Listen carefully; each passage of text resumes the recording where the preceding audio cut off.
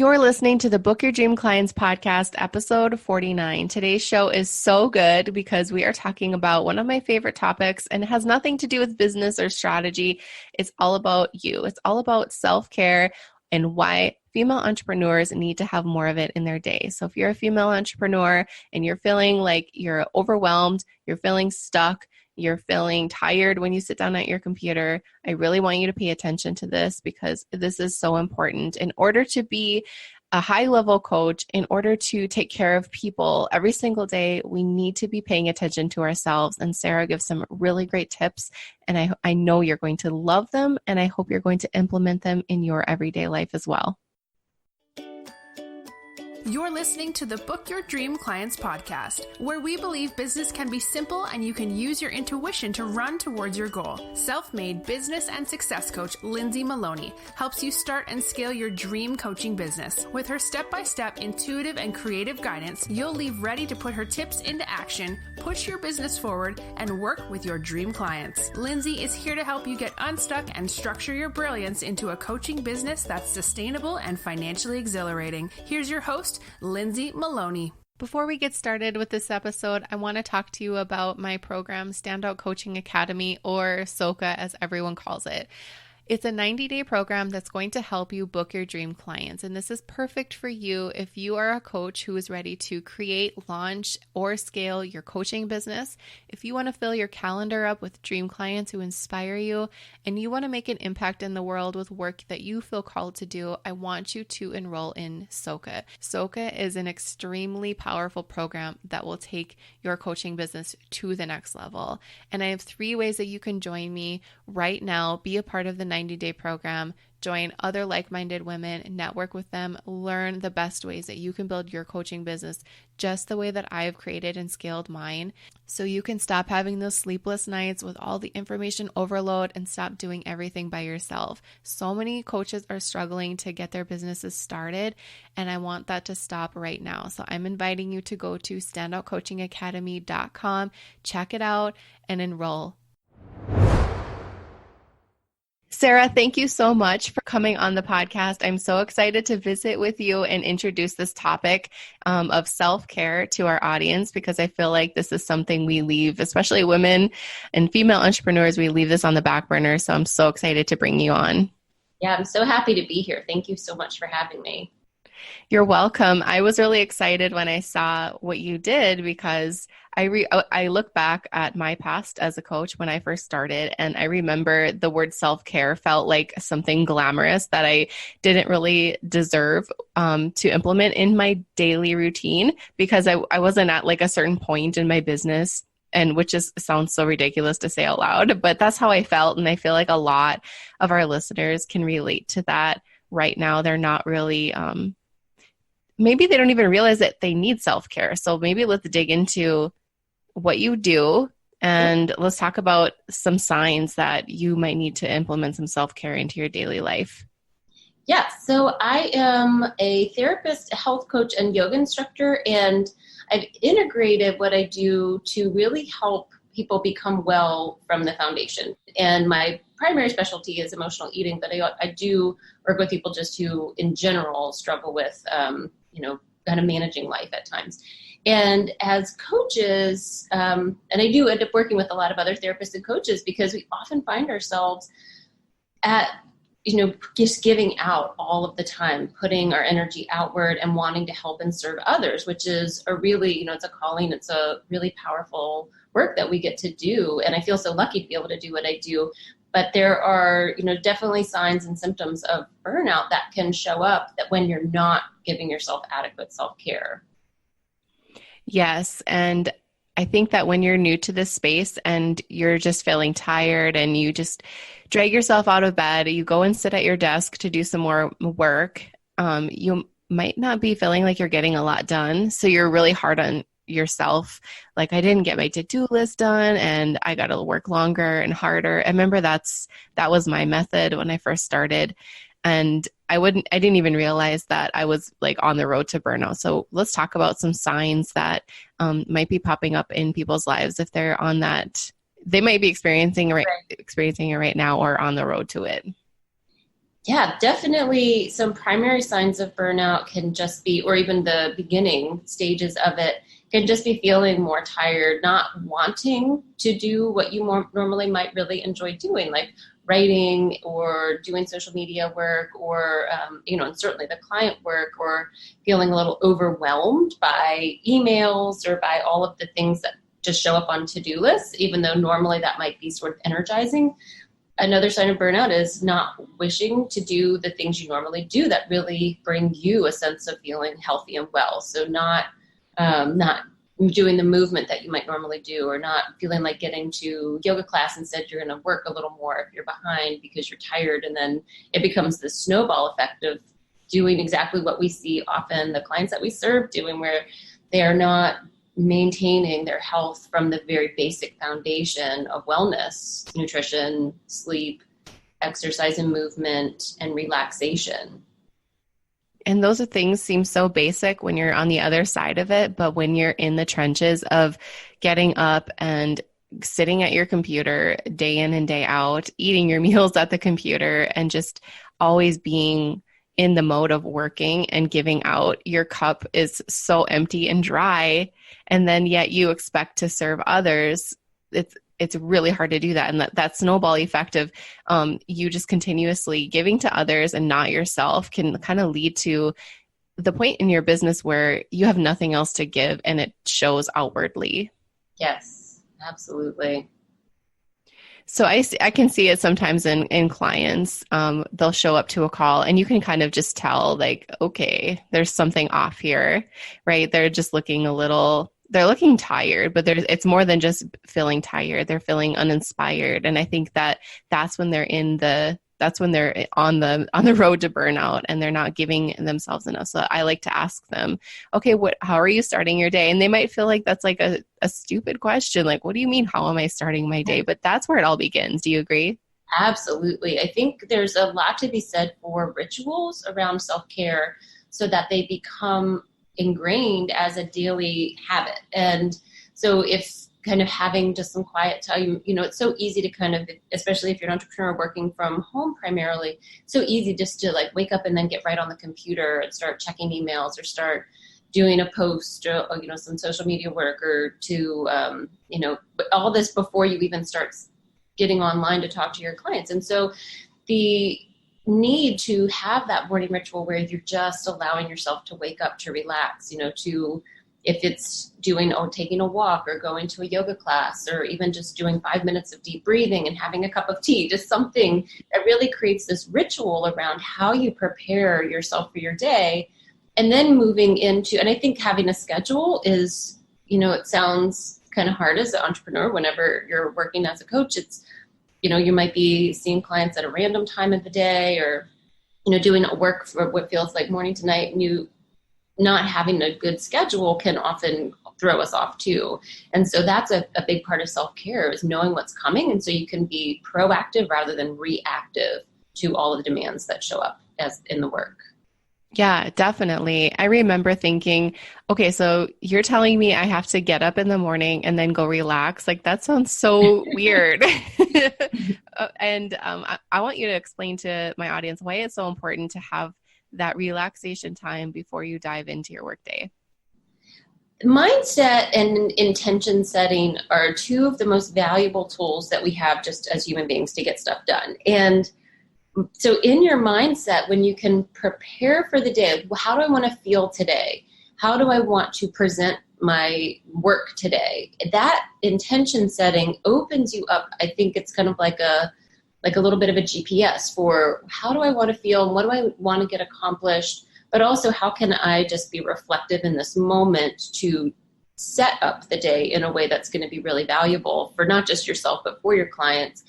And not, again, be working from this space of behind where it's catch up all the time, but feeling very intentional around each decision that you're making, both for yourself and for your business, and then for the people that you serve. Yeah, and I think it also comes to being more gentler with ourselves. Like, I picture when I wake up my kids in the morning, I don't pick them up out of their beds and drop them into their classroom. Right. because that would be insane, and them not allowing their brain to like prime themselves for the day. Right. So like waking up my kids gently and happily, and then bringing them downstairs and talking with them and doing all this ritual that we do every morning so they have a good day. And it seems like we forget about ourselves in that process. Like we're literally waking ourselves up and walking to the office to check our email before we've even brushed our teeth or whatever it is. And is that really the life that you want to create for yourself? Right. And working all the time in the beginning when you're starting a business, and it's very energizing and exciting, but setting those boundaries for yourself early on will help maintain the life of your business much longer, rather than it feeling overwhelming or like you're just always working. And so having those transitions of easing into the day, having a real lunch break, having time for those wellness practices that are so vital to not just health and well-being in general, but just to feeling energized and to feeling like you have something to give day after day after day. And so giving yourself those transition times, whether it's just again like a 5-minute deep breathing practice and a cup of tea, or if it's really settling for the day and having a whole hour just to take a walk, or whatever it is that you find will create the energy for you to continue to give back, is what you will need. And then honoring that. Yes, because spending time with clients as much as you love doing it and as much as it fills your cup, it takes a lot out of you, because it's a lot. You have to be there with them and then supply them with what they need for, a good 45 minutes, an hour every time you meet with them. So if you're continuously dipping into your supply and not putting anything back in, you're just kind of on the road to disaster. And your clients will see it in you too when you show up for them. And the people who follow you on social media, they're going to be like, what the heck is going on with her? Or you're just not showing up at all, and people are wondering where you even went. And if we're online entrepreneurs, we need to be showing up as much as possible to stay relevant and to be consistent, because that's just kind of what it takes. And I always say, you signed up for this. Now, How are you going to make it work? How are you going to make this work for you? You don't have to do it like everyone else does. How are you going to make it work for yourself? Exactly. Yeah. And I remember thinking about the whole self-care thing. I thought, I have kids and I have a lot going on. What do you mean taking time for myself? Explain that to me. I don't even remember what that means as a mom. Moms are like, go. That last, 10 minutes they have in the bathroom at night is like their only time that they have for themselves. Right. And I think like just even doing something small at night too is a great way to get something started. Do you have any tips for moms who feel like they just don't have the time to do anything like that? Yes. Absolutely, are definitely, I think it's so valuable for moms to be able to take the time away, even if you can get just that little bit of time in the bathroom in the night, or wake up earlier before the kids are up, to give yourself time for the self-reflection, for intention setting. Because jumping right into your job as a mom and then into your job working and serving others as a coach is a lot. Then, of course, both jobs come with a lot of joy and with a lot of fulfillment. However, it's still work. And not to, say like being a mom is just all work, because I know there's a lot of work, but there's, you're shaping lives and trying to ensure that you're creating, these positive experiences for these human beings. And so it's a tremendous amount of pressure and work. And so I think having those morning rituals or the evening rituals, or one or the other, both if possible. And then also if your kids are school age or they go to daycare, having that carved out time in the middle of the day to have a real lunch break, or to go take a class that's fulfilling to you, or doing something away from the home and away from your kids, even if it's just, 30 minutes a week or an hour a week, but it's just so valuable to get that bit of space to always remember who you are first and foremost, so that you can continue to give in both of those areas, both to your children and then to your clients. And it's one of the most challenging, because many demands just fall on moms. And so it's reminding yourself that you have to create the boundaries if possible. You have to bring on support from family and the community that you're within, so that you can constantly create the balance. And it may not be a perfect balance, but it's just finding what balance will work for you and for your family structure. Yeah, definitely. Moms sometimes forget about who they are, and they kind of just, like, again, like we do with clients or children, we're giving constantly and we forget, oh my gosh, I remember I used to really love doing this. I really enjoy doing this, whether it's reading or whatever it is. Yeah. Like just because you're now have to check the box as a mom doesn't mean you can have to forget everything who you are. So yeah, like going back and thinking about the things that you love to do, and just even doing it for 5 minutes, reading for 5 minutes or whatever, just like so you can keep that identity and also enjoy something that it's only about you, and that's it. And it's not selfish. I think that's what a lot of moms feel like. They feel guilty to have that time for themselves. Yeah. But I know just had worked with a lot of moms over the years, and the finding the balance, even though, again, it may be, yes, they want a mindfulness practice and an exercise routine, and they want to have time for all these other, like time with friends or to do a hobby that really is fulfilling for them. But if they find, there's certain things, okay, I can combine the mindfulness and I'll do that practice with my children. And that'll be something we listen to, a little guided relaxation for 3 minutes in the evening before bedtime, or combining certain pieces of, whatever, if it's taking a walk as a family or something. But there are also the pieces that need to stay solo so that you do not forget who you are. And at the end of the day, when the children are off to bed, that you create something for yourself that feels like it's just yours. And that will help to fill the cup and to help rejuvenate and to not burn out in both areas. Yeah, because you're doing something you enjoy, which tells your brain, okay, I really love this time of day that we get to just spend with you, right? It's just you. Yeah. And you start to look forward to your mornings, which is so important. So you're not dragging yourself out of bed and walking to your kids' room and waking them up in the morning, or walking to the office right away. Like, you're giving yourself that breather room, that gentle, like, transition period where, okay, I today is an important day. They're always important. I need to prime myself for what's coming.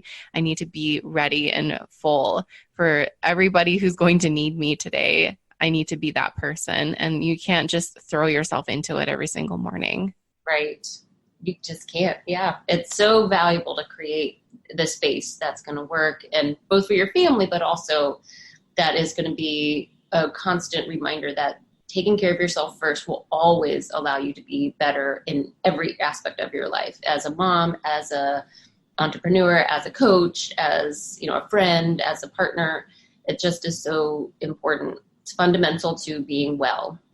Definitely. And plus you're showing your clients and the people who look up to you, you're showing them what it takes to be a well-rounded person. And you're showing your kids, like, if you do like these little things every day, they watch you. They're little sponges. And so do the people you work with. They watch what you do on social media, and they're like, okay, I really look up to her. So I know she likes to eat like a lot of this kind of food. And you're just like giving people, you're planting seeds in people's minds on how to just feel better about yourself and about your business and about how you are with your family. Like, it just is, that's a good snowball effect. Yes, absolutely. And we do silly little things with my kids in the morning. We do 5 good things is what we call it. And when we wait for the bus, and we'll stand in the doorway, and the kids will say like 5 little affirmations, and they don't even know why they're doing it, but they love doing it. And they like remind me if I forget, Mom, we got to say our 5 good things. And sometimes they're really silly, but it's a habit for them, and you're just priming them for a good day. And that's so important. Yeah. And that's a wonderful example of combining something you need for yourself, like those affirmations or kind of your intention setting, how you want to feel for the day, but then allowing your family to be a part of that is what you're sharing is tremendous for their self-esteem and for how they're going to be able to, integrate within their school day and manage peer relationships and all of that. So that's really, really wonderful. Right. And when you pick up healthy habits for yourself, you kind of want everyone to feel that way. So then you're telling your kids, you're telling your spouse or significant other and your clients. And then all of a sudden, like, you just created a ripple effect in the world of more happier people, happier entrepreneurs, happier family members. It's amazing. Yes. Yes, absolutely. I love this conversation. I'm hoping it's inspiring people to just pick one thing. I don't want them to feel like, oh my gosh, now I have to have a huge morning for myself, a night routine. I don't want them to feel that way. So what do you suggest to people who are feeling really excited about doing something for themselves right now? I always say start small because change is hard no matter what. If it's a simple change, it's even if it's a change you really, really desire, it is hard. And so starting really small. And so it might be just if you feel like you're one of those people that the mornings, there's just no way to wake up any earlier, well, then don't try to pressure yourself to create that as your morning routine. Maybe for you, it's going to be the evenings, but it's picking one thing that you feel like you can begin to integrate. Plan it, make sure that you schedule the time, and in your mindset those days, that's going to be my time to do whatever it is that feels like it would be fulfilling. It would help to restore your energy, it would help to bring you back into a space of feeling really energized about your work and about your life and your family. Everything would just have this renewed sense. And picking that one time of day, integrating it, and then reflect on it. How is that impacting how you feel? Just like we would with clients. It's being able to say over time, is this paying off? Or what's my return on that time investment? And often when you reflect on that, it's really powerful what 5 minutes or, if you have even more time, up to 30 minutes can do just to do something for yourself that feels valuable and it makes you feel valued. And so I would just say start really small and then build on it with time, but do the self-reflection too, just to see how that one small change impacts your life. Love it. And you're going to find when you pick one thing, make sure it's really good. So you really enjoy doing it. And you're going to really make sure that you have it fit in your day every day then, because you're going to start to need it. Like I have to meditate in the morning. I have to do this in the morning or whenever it is. And then you're going to find you're going to build upon that because you're really enjoying your mornings or you're really enjoying this. And all of a sudden you have this beautiful self-care routine that no one can take away from you because you created it on your own. And it's something that you look forward to every time your alarm rings in the morning. Yes. Yeah. So important. Sarah, how can we find out more about you if we want to learn how we can work with you, or maybe you can help people get started with this? Yeah, so my website is www.holisticfoodtherapy.com, and that's holistic with a WH because I just like the concept of whole person and whole foods. Mm-hmm. And so, yeah, for coaches who feel like they're needing just even some coaching around how to get back in touch with their self-care routine, or if they're feeling really, really just a little frazzled or anxious about all that's coming up, then working, that's a specialty area I do as well. But yeah, or just reach out and let me know, I love just communicating and having great conversations with other coaches. So just reaching out and saying hello too. I'd love to hear from you. And then I'm on social media on the Instagram at Holistic Food Therapy, and Facebook as well with the Holistic Food Therapy. So that's sort of my Perfect. We will put all of those links in the show notes so people can go and find you and follow you. I followed you on Instagram and I love your feed. And thank you. yeah, so make sure we all go and say hi to Sarah. And maybe if you start to do something new in your day to show yourself some more love, then maybe you can take a picture on your Instagram stories and tag us, because I think we would love to see that. Absolutely. Yes. I love seeing other women taking care of themselves and really giving back to themselves, because that's where your power lies, is being able to stay grounded within who you are. Absolutely. It's so important. Thank you so much for being on the show, Sarah. I loved visiting with you. Thank you. I really appreciate you having me on today. Want 10 ways for you to start booking your dream clients? I created this workbook for you because I wanted to share my best tips on how I book mine. You're not going to believe how easy these are, and I know you'll be able to take my tips and put them into action ASAP so you can start working with your dream clients. To grab the workbook for free, all you have to do is go to lindsaymaloney.com/podcast. Hey coaches, are you a member of the Book Your Dream Clients community yet? Because you should be. Just go to dreamclientcommunity.com to request free access. We do fun things like website audits, challenges, and we even have a book club. Join the free Dream Client community now, and we'll see you there. Thank you so much for listening to the Book Your Dream Clients podcast. If you want to find out more information how you can work with me, just head on over to my website, lindsaymaloney.com.